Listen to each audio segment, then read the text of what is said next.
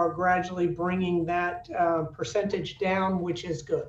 When you look at the charts, it's difficult to feel good about that because of the number of the dramatic increase in the cases, but we are starting to see that flattening, and then hopefully we'll start on a downward trajectory no matter how slow. We are still trying to recover from that surge in the 25 to 34-year-old that came right after the bars were opened. The bars were shut back down in short order. We also have had an issue with some bars that are acting as if they were restaurants and are staying open. And so we sent a letter out. I mentioned this on last week's Facebook Live, sent a letter out from the city attorney's office reminding these establishments that they are to be closed and that they face the possibility of losing their liquor license. We have sent code enforcement and law enforcement out to do spot checks. They're going to continue doing that throughout the week and through the weekend. So everyone that owns a bar and has some ideas about opening that establishment, please think twice about that, because you're putting your liquor license in jeopardy. More importantly, you're putting individuals' lives in jeopardy, or at least in harm's way. So I know it's difficult. I know everyone's suffering. If we all follow the rules, then we'll all be able to get back up on our feet as a city, as a group, much, much more quickly.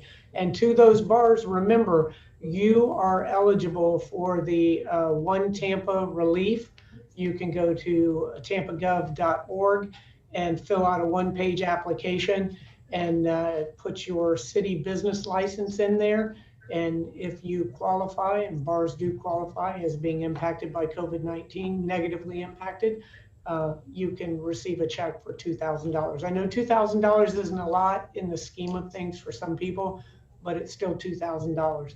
So let's make sure that you're going on. Even if you go on right now, we had a goal of 100 businesses in each of the city council districts, and we've hit that goal in a number of them, but we still have funding left over. So we're going to continue this program until the funding runs out, just so we can help.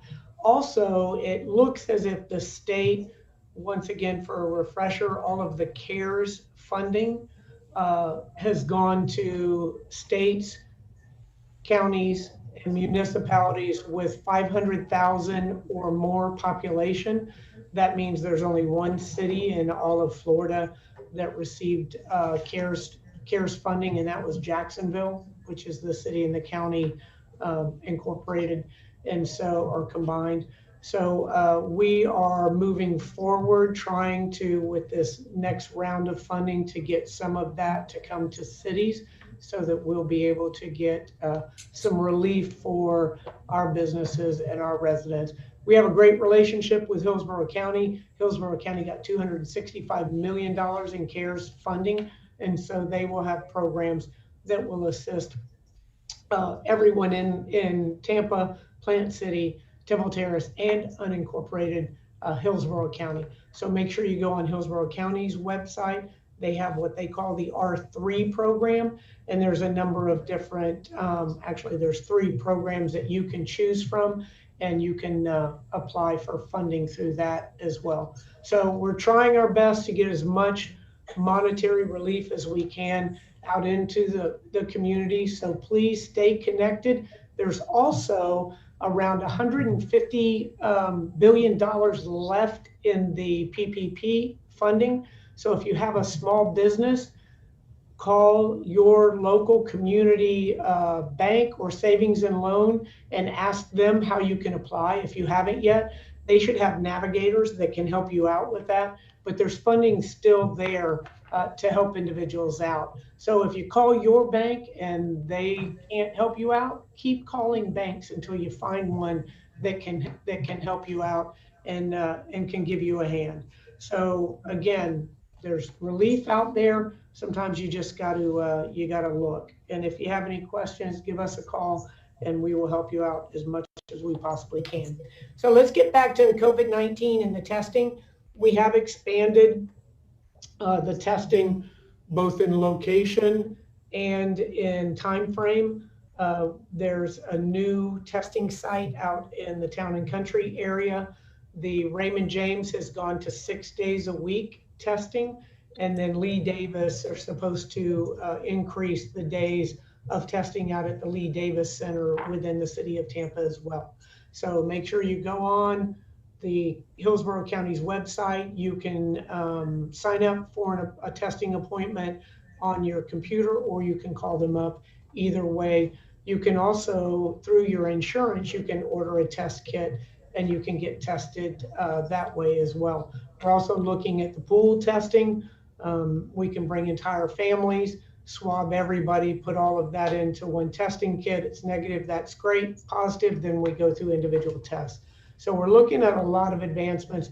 Another conversation that I have been involved in with USF Medical and some of the hospitals is the antigen testing, and that is a much quicker way to find out if you may be positive for COVID-19. So a lot of advancements being made in the treatment of COVID-19 as well.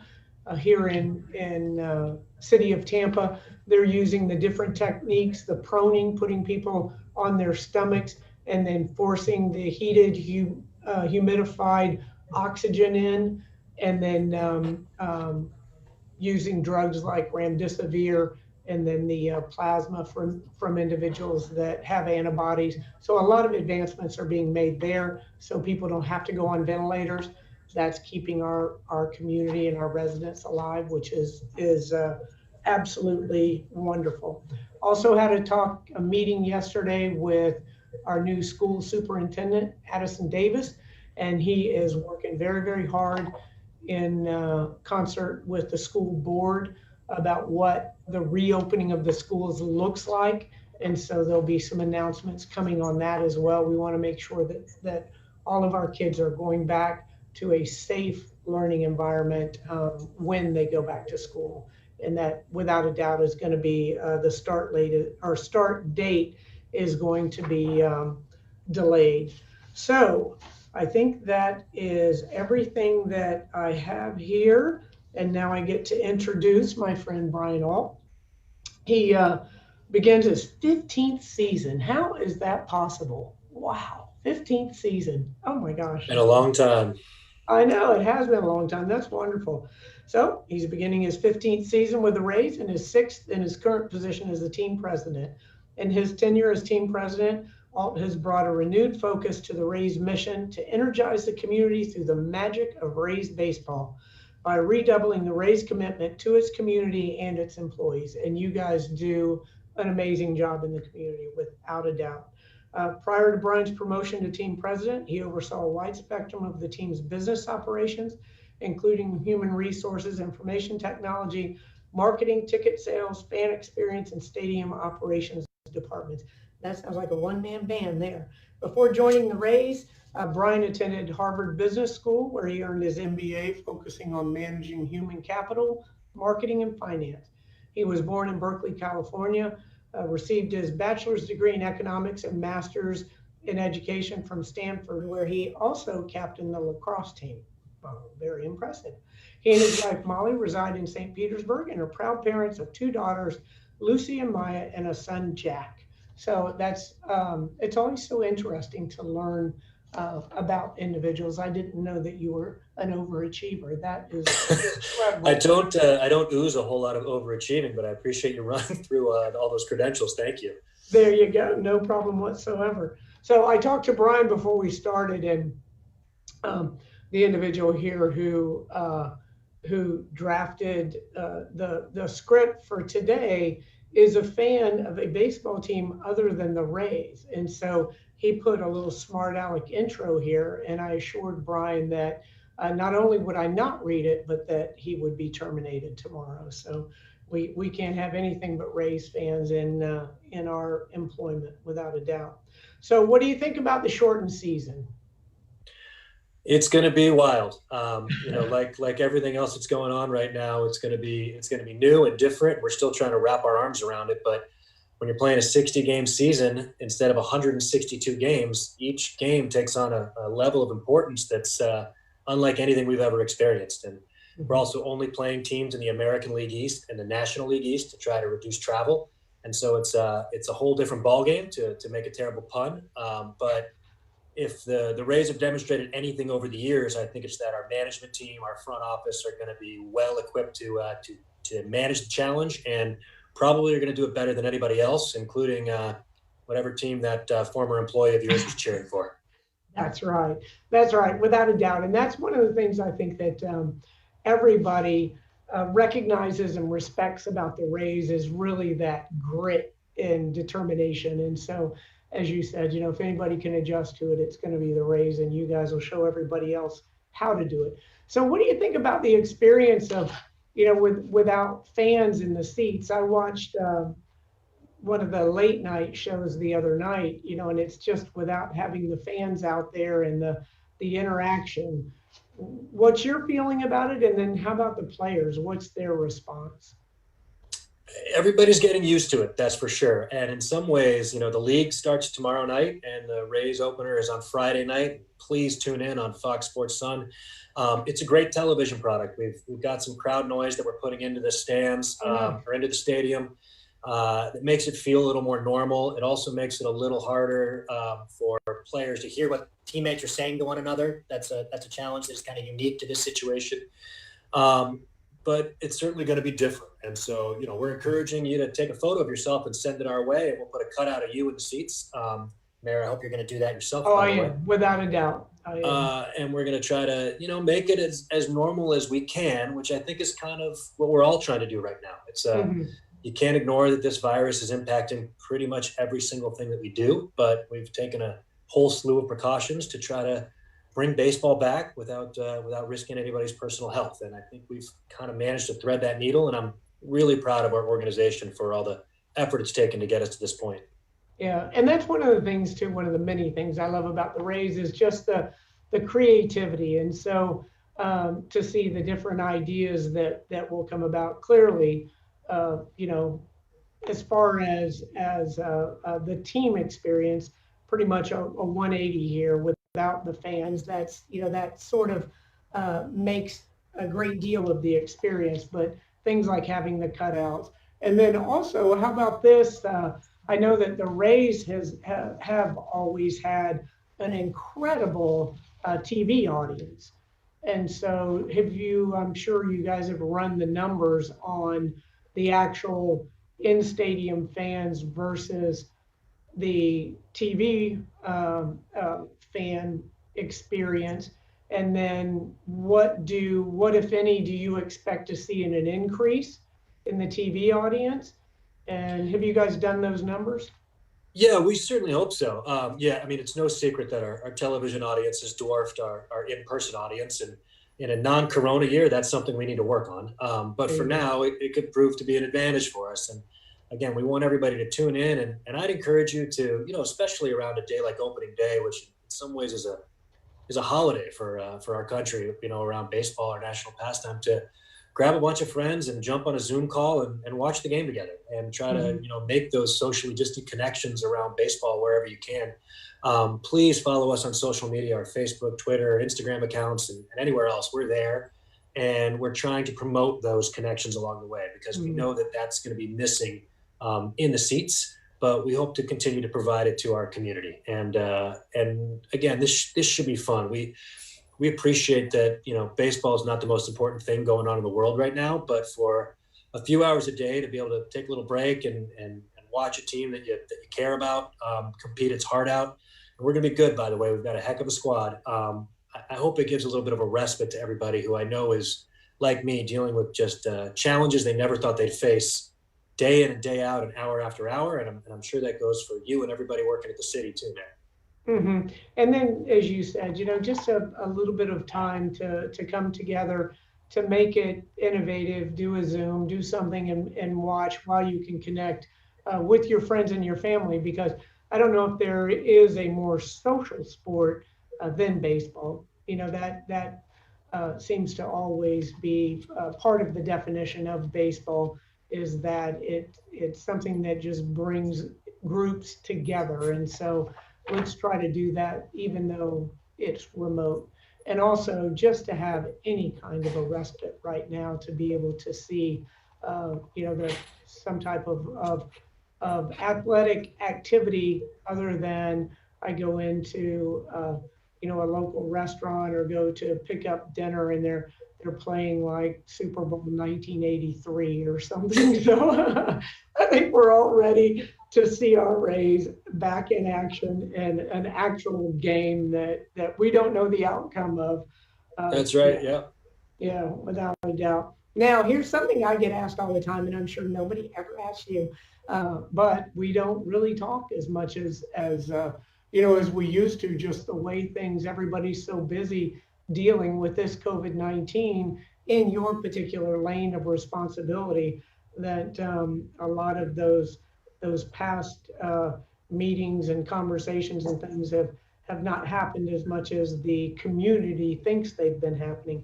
So what are the updates on the team's plans? Is Montreal still on the table? Well, yeah, of course. We got to figure out where we're playing in 2028. We don't have a home then, and that date's not changing because of the virus. But at the same time, I think for reasons that should be obvious to anyone, leaders like yourself in Tampa and the mayor of Montreal and the many municipalities that are going to have to come together and try to solve the sister city concept are otherwise occupied right now. Mm-hmm. And certainly we have been 100% laser focused on executing safe games and keeping our staff and our players safe, both at the Rowdies and the Rays right now. So I don't know if there's a burner behind the back burner, but I think that's where things sit right now. And I look forward to us all getting through this and partnering and working together along the way. And I'm really proud of what our organization has done on both sides of the bay to help our communities through that. At which point we can then again turn our attention to figuring out the long-term solution for the Rays Stadium issue. Mm-hmm. But right now, please keep your eyes focused on Friday. The Rays are going to open up against the Blue Jays. We're going to have Charlie Morton on the mound and a team that's coming off a 96-win season. Obviously, we will not be able to repeat 96 wins because we're only playing 60 games. But we expect to compete for a World Series, and that's where I'd ask all of our fans to place their attention. And you and me and everybody else will get back to figuring out where the Rays are going to be long term just as soon as we've got time to do so. There you go. Yeah, that's a good promise right there. So yeah, I will vouch for the fact that you and I have had no secret meetings in the last couple months, socially distanced or otherwise. There you go. All right. So let's talk about the team. So what players are standing out? What are your predictions moving forward? What's the bullpen look like? We look good. We were very sad we've lost Colin Poche for the season to an injury. He was a key part of our bullpen. But we've got a lot of depth. That's one of the things the Rays organization has been built on for a long time, and run prevention is the key. We think our pitchers are going to be very effective. We're working on the theory that it takes the hitters a little longer to get used to great pitching than vice versa. And so, with Blake Snell and Charlie Morton and Tyler Glass now at the top of our rotation and a whole slew of outstanding arms behind them, we think we're going to be able to piece together a very formidable pitching force. And as I think we've had for many years now, with the best defense in the game behind them, anchored, of course, by Kevin Kiermaier. And then, we had some injuries last year. People forget that Glass now and Snell were hurt for a good chunk of the year. And nonetheless, we had that 96-win season. We've supplemented by adding a Japanese player named Yoshi Tsutsugo. Hunter Renfro's on the squad this year. And so we've added some good power and we think really solidified the offense. And again, we know the Yankees aren't going anywhere. We know the Astros are going to continue to be a force, but we felt really good about taking them to the brink a season ago in a 5-game series. And I'm excited to see what this team does. I think we're going to be very, very dangerous. And I can tell you that the vibe in the clubhouse is overwhelmingly positive. Excellent. That is so good to see. It's so exciting.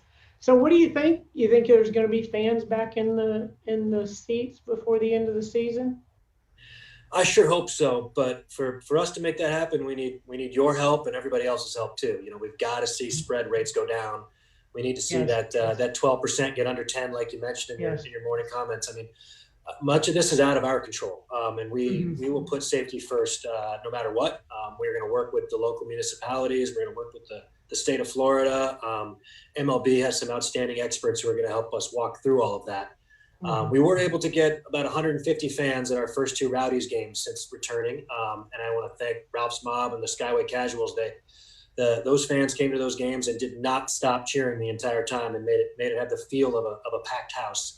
And while we certainly don't expect to have 25,000 people in Tropicana Field anytime soon, you can imagine a safe, socially distanced way that families could watch the game, have masks on whenever they're not in their seats, and again, get the chance to do something fun. I think we're all really trying to figure out how we can get back to normal while maintaining safety standards, and that's where we are.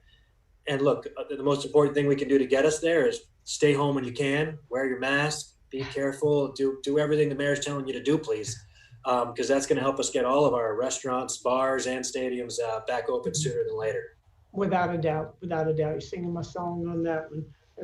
So have you guys talked about with MLB, the spacing of individuals, and will it look like a phased reopening where we'll try with this percentage of fans, and then, if those kinds of conversations occurred, or are you just waiting until we get this nationally down to a particular number of cases? I think we're going to see different ballparks open at different rates. That's just my prediction. But I will tell you this, the league has been very clear. No fans for at least the beginning of the season in any ballpark. So we make sure that we can execute, keep our players healthy, monitor the testing, and learn as much as we can. And that when we do start to allow fans to come into ballparks, if we do, it's going to be dependent on a whole slew of factors, and we're going to receive a lot of guidance along the way, and we're going to be talking to a whole lot of people. Right now, nobody is spending a whole lot of time on that issue. We're making sure that we get through our opening days, our first few games, our first road trips, and that all that travel is safe. And so for the time being, we'll ask everybody, hey, tune in on television. It's going to be fantastic, and trust us that nobody wants you to be watching baseball in person more than we do. And when that time comes, you can rest assured that it's going to be done safely. There you go. Well, fair enough, and that sounds wonderful. So let's talk. You brought it up a couple of times, and you talked about the fans at the Rowdies, and prior to coming on, you and I were talking about what a great experience that is at the Rowdies games. It's such a family fun event, and then that diehard band that plays and screams and throughout the entire match is nothing short of incredible. So let's just talk about the Rowdies and what their season looks like. As you indicated earlier, they've played 2 games. And what kind of a team are you putting on the field there? And what does their season look like? And then now that you say 150 fans, then will we be able to build upon that as our numbers go down in the community? Because I told you, even if you're not a soccer fan, we are so starved for any type of an athletic event right now. I think everybody just wants to go see something positive. Yeah, well, and that's great, and I appreciate you saying so. The Rowdies are a great product, and they're a lot of fun, and we hope to add fans as we go. We are 2-0-1 right now, 2 wins and a tie, so undefeated through our first 3 games. We got 1 game in under our belt before the country shut down. The USL, which is the league we belong to, is realigned, and so there's now 4 teams in our division, and again, we're doing all that to reduce travel. But we've got a whole slew of new players on the Rowdies this year, and like every year, at least as long as I've been involved with the team, Neil Collins and Lee Cohen, who run the organization, Neil's the coach and Lee's the president, have put a really exciting, attacking, high-pressure soccer product on the field, and the team is gelling together in a really great way, and we're just excited to see what they do. It's going to be a long, competitive season. We've been able to get a couple of those games on a Fox Sports Sun 2. The rest are on ESPN Plus. I'd encourage you to check it out. I mean, it's a really fun team. They are great players. It's high quality soccer, and again, we will make sure everybody knows when it's safe to come back out to the Al Lang Stadium right on the waterfront here in St. Petersburg and experience a game in person. But until then, please pay attention and use it as a break from, again, what we know is a challenging everyday environment we're all living in. Without a doubt. All right, now we're going to get to social media questions, and then you can once again ask everyone to make sure that they are following your team. So this is Joey via Twitter. Already did. Ask him about the stadium, and he's got hashtag raise an e-board. So we know where Joey's standing. All right, Joey, we'll keep you. You will be the very first person we call when we finish this stadium deal to bring the Rays to the city of Tampa. All right, thanks, Joey. Appreciate the interest, of course. There you go. All right, so we want everybody to follow the Rays on social media, but more importantly, we want everyone to tune in when the Rays are playing. As Brian said, invite your friends, have a virtual game watching party, and make it social, make it fun. We have an incredible product in our team, and we're gonna be incredible this year, even though it's been cut in half. We'll make those 60 games the best 60 games anybody's ever played, right, Brian? That's right. Thank you. That's right. Raise up, mask up, everybody. There you go. And I also want to just underscore something that Brian said before, that how the Rays want to be a good community partner.